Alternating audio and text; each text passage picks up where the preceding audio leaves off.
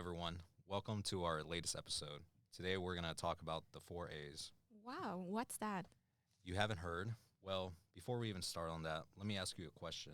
Have you ever mapped out your cultural orientation? I've heard about maps, but what do you mean?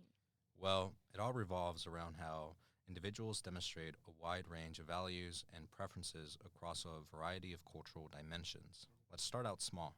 I like the sound of that. Let's look at the differences between servicing differences and maintaining harmony.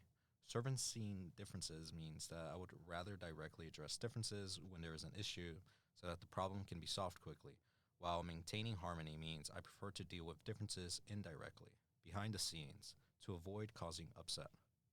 Oh, I get it. It's like when my dad yells at me compared to when my mom doesn't talk to me. Yes, that's exactly what I mean. Is that a group of superheroes?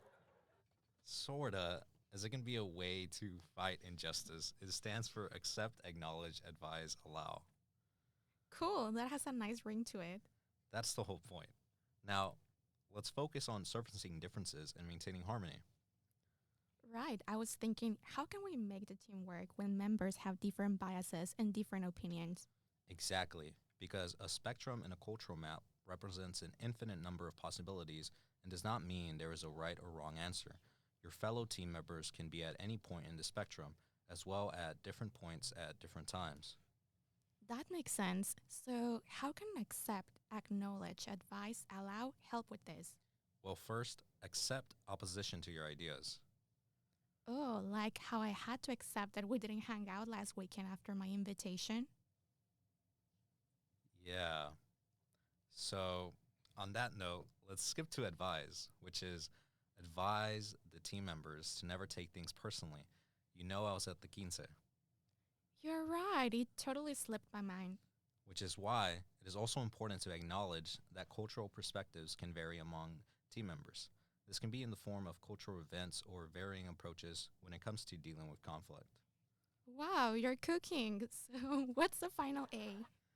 Well, since we are talking about addressing differences, it is important to allow open discussions targeting team conflict.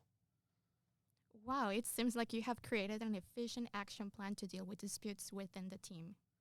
That's why it's important to remember the four A's. Well, that's all for this week's quick update. But remember, folks, accept, Accept, acknowledge, acknowledge, advise, advise, allow. allow.